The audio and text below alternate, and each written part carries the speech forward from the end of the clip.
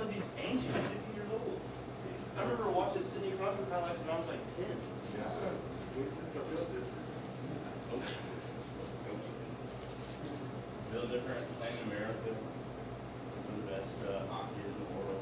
Like you guys do a hair those days. That's the problem. It's like you do Yeah.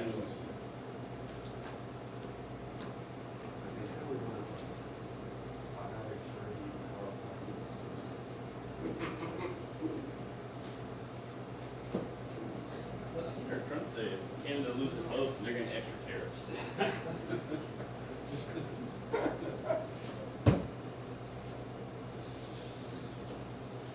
Nobody wanted to talk about the girls before we did that.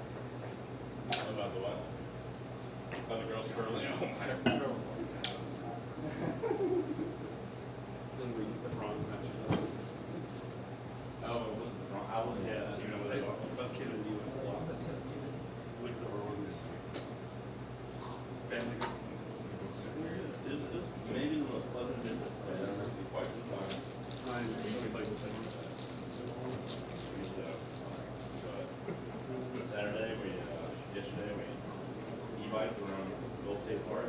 Me and Jason did you yeah. So like, Jason goes all the time. Yeah. Okay, so it was like $20 for an hour. Really, I was thinking that was like an hour and a half. Well, we were like the furthest point, and then we were about to start heading back. And Jason had my little small sit back, and we started turning around. I see all around me. Everybody else was too long in my tires. And so I was like, hey, eventually we'll get that. Eventually Jason and Matt came back. But then it was past time that we were just that back. So I called them. They came out there and they were like, oh, I figured out. So we drove around a little more. We lived right on the bikes for 2.5 hours. Oh, wow. And paid $20 a piece. So also just the Jason thing, because you know, as soon as Jason walked up, he like already knew him. He already joked with him and stuff because Jason goes all the time. This is so different. Yeah, Florida, right? Oh, yes. Here. People are. Was Your support sitting in the back row. yeah, that's crazy. I said, right under the podium, left and right. You can't. When people You're do gonna that, read every time. when people lay up all of the seats when they choose it right there, like I'm glad it's on the front, but I just can't even see it. Like, I know. Dude, if you ever, wherever you go to ministry, if you ever go to those podiums, She like designed it, she says, and then I never know. Yeah. And then go to my office, and then I kind of make it for here.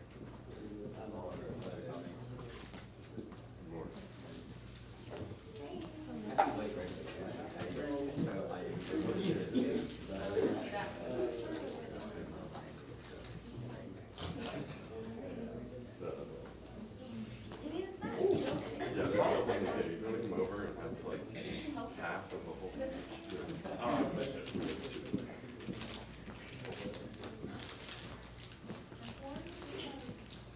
Okay, I'm gonna do a couple of announcements before we get started. The main thing being, tonight is split night. So, girls are coming to my house, and you're supposed to wear pajamas and bring a board and things on the board.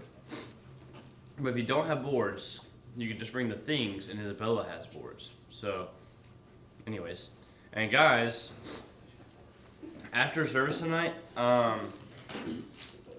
let's see, it's probably somewhere around, like, we'll try to leave around like 6:15 or so, and just try to get to that Whataburger in Prattville. And so we'll go Whataburger in Prattville, bring $5, and I'll just pay for the rest of your meal.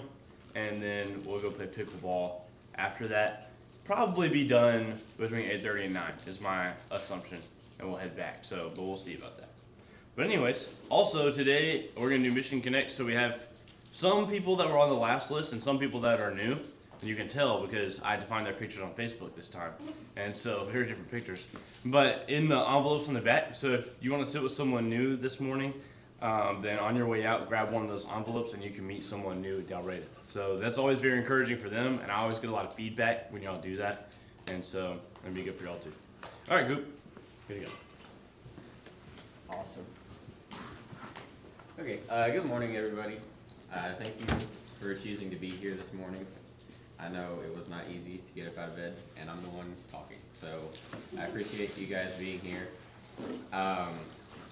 We're going to try to cover 1 Corinthians chapter 8 and 9 this morning, so we're going to get started without too much beating around the bush. But last week, Nate covered chapter 7, which if you recall, Paul started out with verse 1.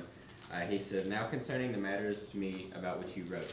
So we're starting a new chapter in his letter to the Corinthians. The Corinthians had written him a previous letter of some kind, asking him questions, disputing certain things. We don't have this letter, but through Paul's writing and through the things he addresses in his letter, we can kind of infer what they might have told him. So we're going to take a look at that. So without further ado, we're gonna get into it today. If I could have two readers for me, could I have someone read chapter 8, verse 1 through 6, then somebody take up 7 through 13 for me, please. Now concerning food offered to idols, we know that all of us possess knowledge. This knowledge puffs up, but love builds up. If anyone imagines that he knows something, he does not yet know as he ought to know. But if anyone loves God, he is known by God. Therefore, as to the eating of food offered to idols, we know that an idol has no real existence, and that there is no God but one. For although there may be so-called gods in heaven or on earth, as indeed there are many gods and many lords, yet for us there is one God, the Father, from whom all things and for whom we exist, and one Lord Jesus Christ, through whom are all things and through whom we exist. Thank you, Brady. Now somebody get 7 through 13 for me. However, not all men have this knowledge, but some, being accustomed to the idol until now, eat food as if it were sacrificed to an idol, and their conscience being weak is defiled. But food will not condemn us to God. We are neither worse if we do not eat it, nor the better if we do eat. But take care that this liberty of yours does not somehow become a stumbling block to the weak. For if someone sees you, who have knowledge, dining in an idol's temple, will not his conscience, if he is weak, be strengthened to eat things sacrificed to idols? For through your knowledge, he who is weak is ruined, the brother for whose sake Christ died. And so, by sinning against the brethren and wounding their conscience when it is weak, you sin against Christ.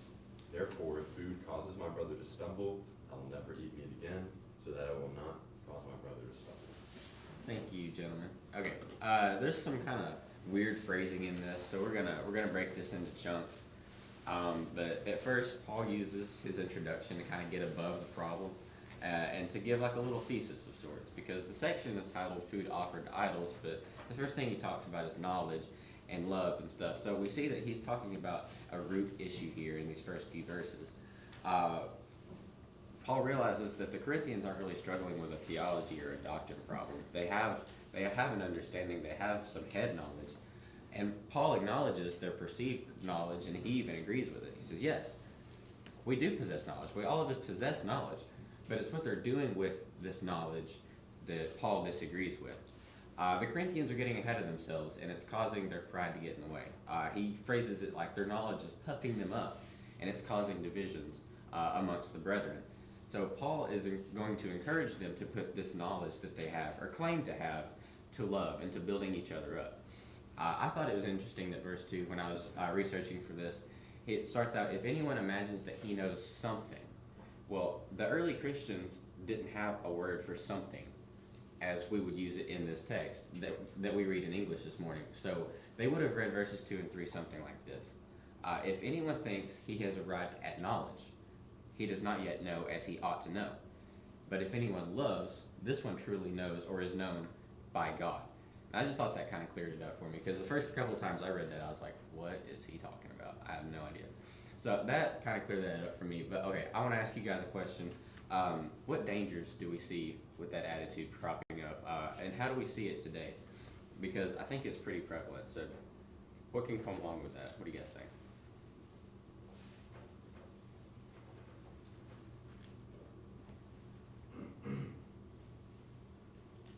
Yeah, it kind of seems like the people that think they know so much kind of turns out to really be the opposite. And they think they know so much that they kind of stop themselves from learning or being humble enough to learn. Yeah, man, I think you're absolutely right. We as people, especially as Christians as a whole, are very guilty, I think, of this. When we feel that we have a firm grasp on something, we think we've got something figured out, we like to turn our grasp into a club. And when we find somebody that differs or disagrees with us, we like to use it as a club, say, no, you're wrong, I'm right because I said so, right? The Corinthians were right in knowing that the idols have no real existence. There's no substance to them, but their application was wrong. Just like the Corinthians, we tend to separate truth and love, when really, as Christians, our goal is to bring them together, as Paul is going to explain here in a minute. So in verse 4, Paul then returns to the surface issue. He had segued to the underlying problem in the first couple verses, but starting in verse 4, he starts it with therefore. So that's basically him saying, so as I was saying, he responds to the Corinthians by partially affirming what they wrote to them. He says, yeah, you got the facts right. An idol does not have a real existence. Yes, there is one God. You're on the right track. And in verse 5, he even reminds them that while there is only one God, others still exist amongst them. That seems kind of odd to me. That seems contradictory. Like, Paul, I thought there was one God. What are you talking about? I think what he's doing here is Paul's not giving reality to these other perceived gods. He's saying that, but in the minds of some of the weaker believers, some of the guys that are struggling more with this, these other gods, these other idols still feel real to them. And being forced to return to the environment in which they used to worship them could cause them to stumble. So we're going to cover that a little bit more here in a minute. So in verse 6, he reaffirms that there is just one God, no doubt about it. But here he makes an interesting distinction between the Father and Jesus. And it seems kind of unnecessary. Like, we're all believers. He's writing to believers. We all know that the Father exists and Jesus exists. We've heard the teachings of Jesus. We're all converted Christians here. So I think Paul does this intentionally, though, because the Corinthians lived in a very pagan culture. They're coming out of idol worship. It's all around them. There's all sorts of practices going on. So I think to kind of prevent any of that from creeping in, he makes this distinction, because Christianity claims monotheism, but in our Godhead, there are multiple persons, right? And there's a lot of confusion around that. Even today, people kind of struggle with that. So I think Paul is making clear that we worship one God. So then, in verse 7, he kind of addresses the heart of the passage. This is where he brings some tension into his writing, as Paul likes to do. He says, however, not all possess this knowledge. What does he mean by that? Does he really mean some of the Christians don't believe in one God, or is he getting at something else? What do you guys think?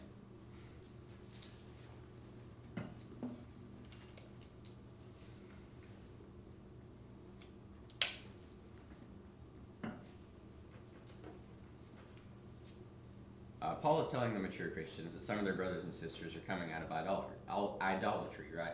I say mature Christians very generously. But they're coming out of a whole different way of life. They might understand that there is just one God, like he said a second ago, but their conscience is still weak. It's still impressionable. They may know that the idols are empty, but returning to their setting, eating in these feasts, being around these cultic practices, it'll take their minds back to their former practices. And it'll cause them to stumble. And again, we see that the Corinthians, this is something they argue pretty heavily in their letter, because Paul addresses it again. He says in verse 8, yes, food will not commend us to God. We are no worse off if we do not eat, and no better off if we do. God doesn't care about the food. It's not what's important here. But in verse 9, he brings it back. Once again, brings back that tension. He likes to do that all the time. He says, take care that this right of yours does not somehow become a stumbling block to the weak. Emphasis on the word right there, this right of yours. The Corinthians are very, very freedom focused, right focused. I know this, I'm allowed to do this, I have the right to do this, I can eat whatever food I want. There's just one God. It doesn't matter if I go to idol temples and eat their food. It doesn't matter because I know that there's just one God. And Paul says, yeah, you do have rights and freedoms. Yes, there's just one God. But if they cause your brother to stumble, what good are they? What does it matter? He keeps going in verse 10 and asks rhetorically, if the weaker brother sees the stronger brother eating in the temple, will he not be encouraged to do so as well, defiling his conscience? That's kind of a give me question, right? He often writes his letters as if he was having a conversation. So he writes in a rhetorical question, expecting an immediate answer. Then check this out. In verse 11, Paul uses the very knowledge that the Corinthians were so proud of, that they clung so closely to drive his point home. I'm going to read it again. He says, and so by your knowledge, this weak person is destroyed, the brother for whom Christ died. So the whole basis of their stance, everything that they're arguing, everything that they justify themselves by, is the very thing that Paul says is condemning them, essentially. We see that a lot today, really. I think, especially as Western society, Western people were very self-oriented. We love to talk about our rights and our freedoms, especially as Americans. We're all about that, right? And we fail to think about what our actions might do to other people, right? Even on the backside of it, right? Paul's point is not that all knowledge, rights, and freedoms are bad. None of those are bad things in and of themselves.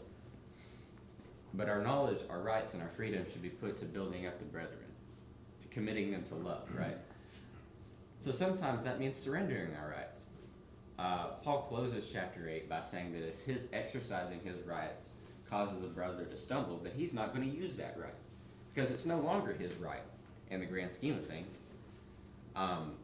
Paul echoes these same thoughts in Romans chapter 14. These books have a lot of similarities, but I think it sums up the food sacrificed to idols issue pretty nicely. Verse 6 reads, verse 6 reads, the one who observes the day observes it in the honor of the Lord, and the one who eats in the honor of the Lord, since he gives thanks to God, while the one who abstains in the honor of the Lord and gives thanks to God. So, eating is okay. Not eating is okay.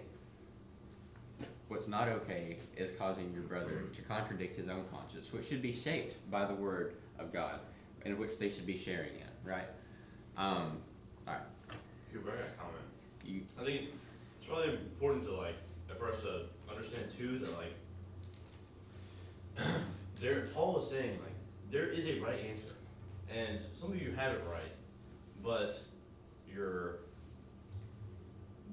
those who are coming out with baggage, those who are coming out of this life with idol worship and eating, thinking I am worshiping this God by eating this meat in this temple and stuff.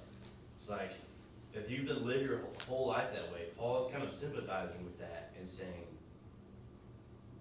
sure, that's wrong, and you can eat that kind of meat, you're talking about, you have the knowledge, but recognize they're, though they may be wrong, you can still they're still honoring God by abstaining from that meat, and you're talking about Romans 14, right? Mm-hmm. And so I think it's an interesting balance between how do you, or not, maybe not how, but the call that we have to bear with one another and to build one another up, but to do so gently and with understanding.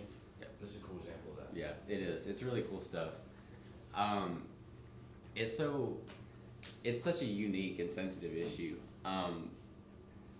A lot of it comes down to discernment, right? There's nothing inherently wrong with the food, but you have to look within yourself and around at your brothers to see if it is okay for you to do this. Paul writes about that a lot in the previous chapters to Romans chapter 14, where he talks about the reshaping of your mind, the reshaping of your conscience. and that's based around the word, right? Okay, so that basically wraps up chapter 8. A lot of it's going to bleed into chapter 9. They go hand in hand. But before we start the next passage, do we have any questions, any comments before we keep going? Thank you, Nate, for your comment. I appreciate that. All right, so let's look to chapter 9. Your Bible probably has a heading over it in the passage, like Paul surrenders his rights. So I'll talk more about that in just a second. So if I could have somebody read verses 1 and 2 for me, if you don't mind. Pretty please.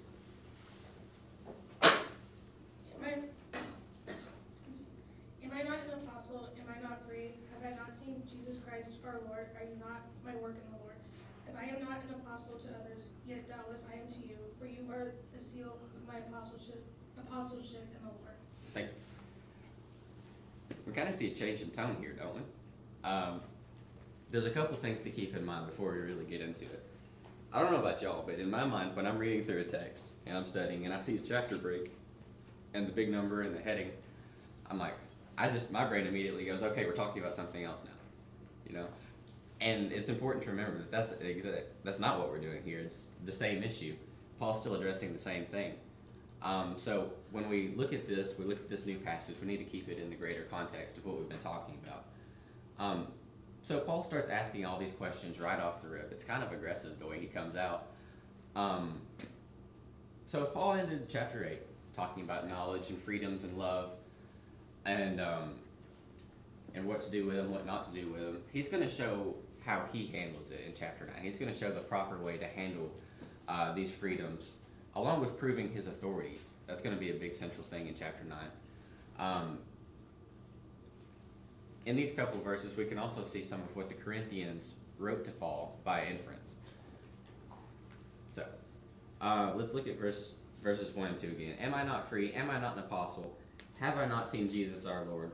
Are you not my workmanship in the Lord? If to others I am not an apostle, at least I am to you, for you the seal of my workmanship in the Lord.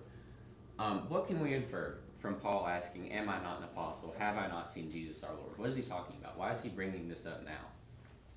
It seems kind of out of place at first. Does anybody have a guess?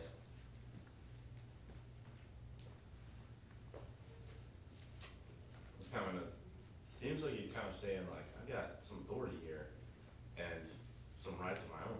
Right. You're absolutely right. Based on that, we can infer that some of those in the Corinthian church were questioning Paul's authority, which is crazy to me. They're questioning his authority to instruct them on matters like marriage and food sacrificed to idols. He says, am I not free? To say, I enjoy the same freedoms you do, right? I can do the same things you do. But we will see later how he will use this to show the proper use of these freedoms. But for now, we'll focus on the other questions. Paul rhetorically asks if he is not an apostle, and has he not seen Jesus, to create a logical pathway in the minds of his readers. He does this pretty frequently. Of course they know he's an apostle, right? And as we know, and because we know he's an apostle, that implies that he has seen Jesus, because that's one of the prerequisites to being an apostle. But what's this about workmanship in the Lord and the seal of his apostleship? What's he talking about? Does anybody know? Workmanship in the Lord, seal of his apostleship. What's that mean?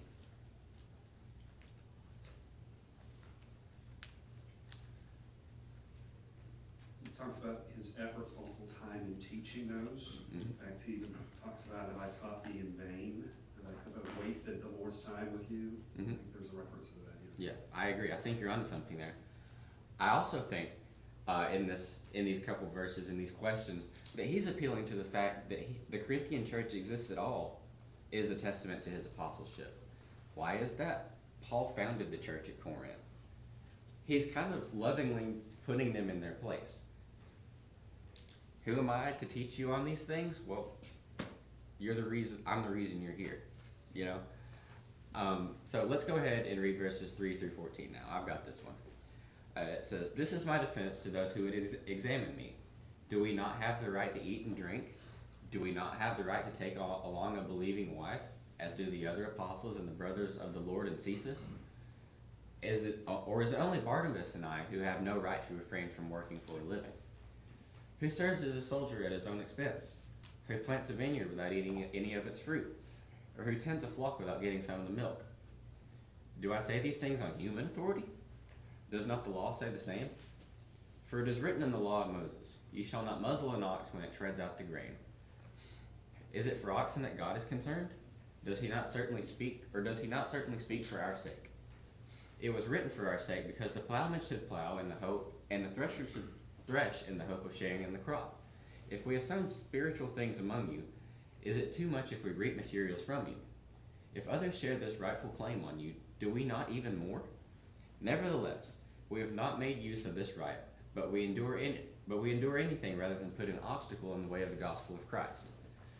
Do you not know that those who are employed in the temple service get their food from the temple, and those who serve at the altar share in the sacrificial offerings? In the same way, the Lord commanded that those who proclaim the gospel should get their living by the gospel. Now, all this, he says, occurs in the context of him defending his apostleship. He says those in defense of those who examine him. But in other words, his critics. But this kind of begs an important question.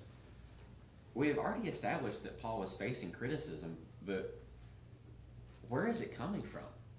Why? They certainly didn't just forget that he started this church. They certainly didn't just forget that he's an apostle. So why is this coming up now?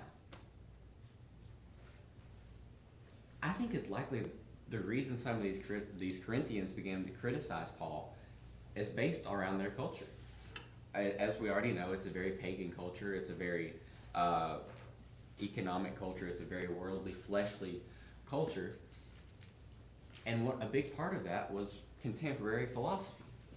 In Greek and Roman times, these philosophers that pretended they had all the answers and had everything figured out, they'd sit in public places, ask questions, give answers, give lectures, and all these sorts of things. And often, Paul has lots of conversations with these guys. He debates them at one point, even in Acts 17 and 26. It is possible that over time, they began to view Paul and other teachers in a similar way that they would have the philosophers of their time. And not just by the way they taught, the way they spoke, but in the way they supported themselves. These contemporary philosophers of that time supported themselves by either begging, charging fees for their teachings, working a job, or patronage, or living in somebody's house, being provided for.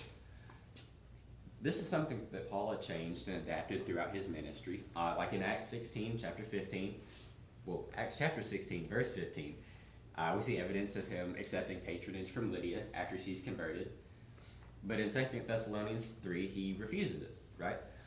So the question in verse 6 puts a central part of the issue into perspective. Verse 6 says, once again, that, let me find it. Or is it only Barnabas and I who have no right to refrain from working for a living? This is a big, big source of the criticism that he's seeing at this time.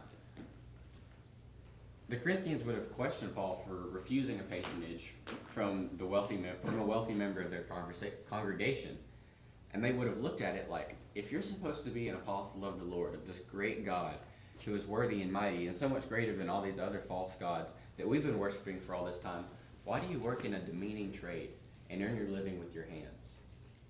It doesn't make sense. It's a lowly thing to do, and they don't understand that.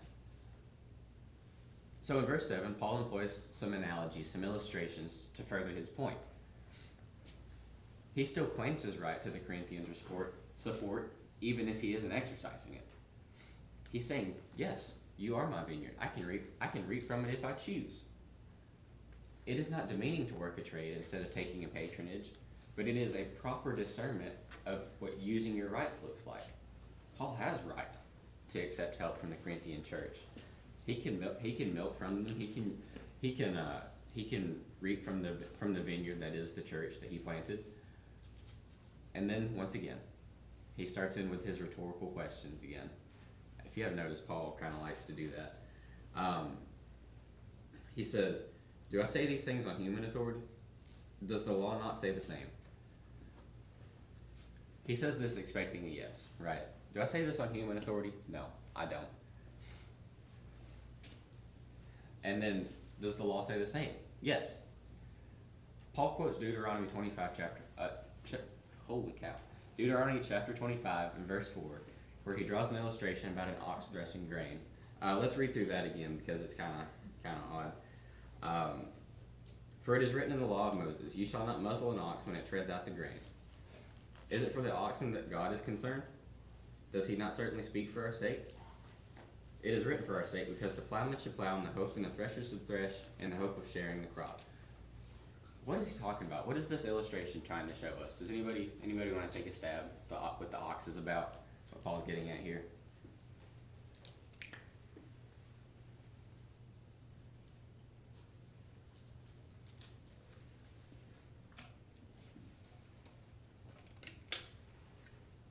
Was it like while the ox was working, couldn't he like eat a little bit or something as he went to like feed himself to keep going? Yes. The Hebrews were, by law, actually forbidden to muzzle the ox for the sake of the animal, so that it may share in a portion of the crop. And what Paul is saying here is that God is not concerned for the ox, as it may seem, and it is not a denial of concern for the animal and saying that it's not about the ox, but it's a reminder that God shows mercy to all, right? So in verse 11, he reemphasizes his right to reap a reward from all those he has sown seeds, right? Let's see. If we have sown spiritual things among you, is it too much that we reap material things from you? I'm perfectly allowed to do this. Just like the ox has a right to the wheat that he's threshing, right? But what's verse 12 about? If others share this rightful claim on you, do we not even more? I think this kind of gives us an insight to why Paul has been so defensive about not using aid from the Corinthian church. This implies that other teachers, either coming or going, or those that reside in the area, have been accepting patronage from the Corinthian church, as is their purview. They're perfectly allowed to do that. But if that is true, it looks even stranger for Paul to not, right? If all these other teachers are doing it, they're staying in our houses, they're eating our food, they're taking our pay. Why aren't you? It seems kind of odd. But again, he appeals to his role in founding the church by saying, if these guys have the right to your help, do I not know? So even more? I've been here from the beginning. Of course I have right to this, even more than they do. The second part of the verse indicates that it was a conscious choice to refuse patronage. It was his choice to do so. And then in verses 13 and 14, he kind of brings this part of the argument to a close with a real-world application. It's kind of easy to miss. It seems almost like an afterthought when Paul was writing. He was getting ready to wrap it up. I have just as much right to these guys as it. Oh, by the way, could be that. But he brings the argument to a close. He'd already used analogies to prove his point about the ox, about the vineyard, about the cow. He'd used scripture, Deuteronomy chapter 25, to back up his point, and now he has a real-life example that he wants to show to prove his point. Paul likens those who serve in the temples to his right to aid. And I think this is really cool because, let's see, let me make sure I'm saying the right thing. He doesn't specify what kind of temple, right? And I think this is such a great example because it can apply to both Jewish temple and pagan temple.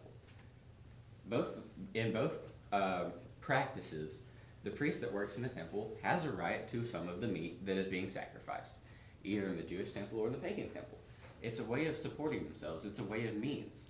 They're perfectly allowed to do that. And Paul is saying, just like those who serve in the temples, I have right to that meat. I have right to aid from you guys as a means of providing for oneself. But I don't have to, do I? We're going to talk about that a little bit more. So, starting in verse 15, we're going to read for a little bit. If someone would read verses 15 through 18 for me, please. But I have used none of these things, and I am not writing these things so that it will be done so in my case. For it would be better for me to die than have any man make my boast an empty one. For if I preach the gospel, I have nothing to boast of, for I am under compulsion. For woe is me if I do not preach the gospel. For For I do this voluntarily, I have a reward. But if against my will, I have a stewardship entrusted to me. What then is my reward? That when I preach the gospel, I may offer the gospel without charge, so as to not make full use of my right in the gospel. Thank you, sir. So, Paul has made the case for his authority as apostle and his right to any aid that he might need from the church that he planted. We've gone over that. I mean, we got it now.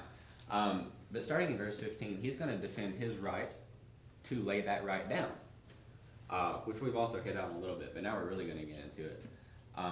Paul denies at the beginning of the verse that he is writing to secure any provision, which seems kind of unnecessary, but we already know, like Paul, you don't want this stuff. We understand. He says, but he really doubles down on it. He says he would rather die than anyone to take his ground to boast away. What is he talking about? What is his boast? Does anybody want to venture a guess?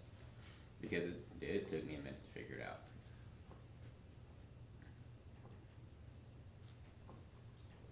Isn't like what you just did in the previous verses, like boasting, like being of like proof point?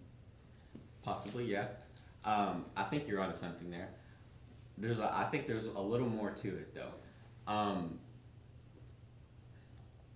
Does his boast have to do with, again, sort of all the other teachers at the time, that he can boast because what he's teaching is actually truth from God, whereas Yeah. the other people around are, they're making claims, but they can't back it up. Yeah, that is certainly something to be proud of, and we see him making an example of that in other letters, right? He's very proud of the gospel of Jesus Christ. He's very compelled to share it. But here, that's not the case. He says, for if I preach the gospel, that gives me no ground for boasting.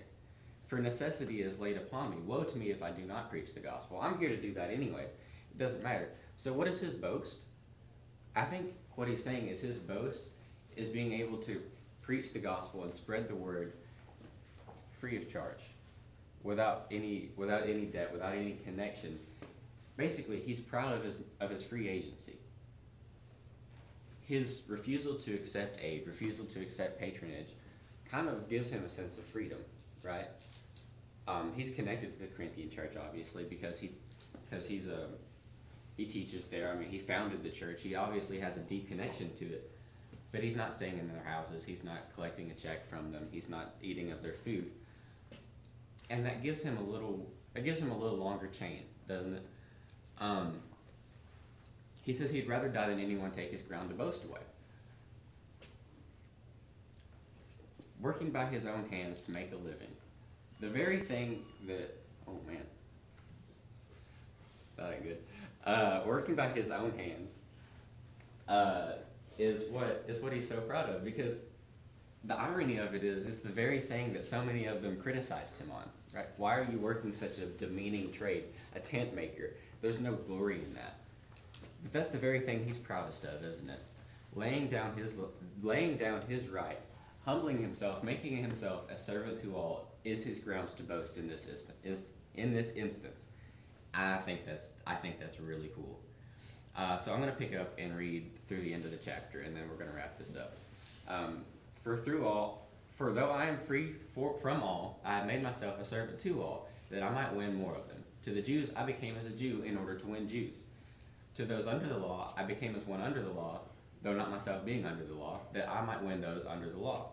To those outside the law I became as one outside the law, not being outside the law of God, but under the law of Christ, that I might win those outside the law. To the weak I became weak, that I might win the weak. I have become all things to all people, and by all means I might save some.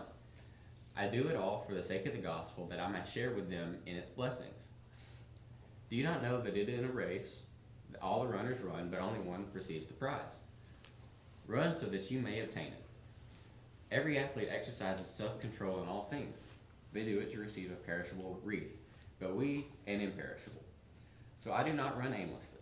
I do not box as one beating the air, but I discipline my body and keep it under control, lest after preaching to others, I myself should be disqualified. So here he really drives his point home. He is free from all.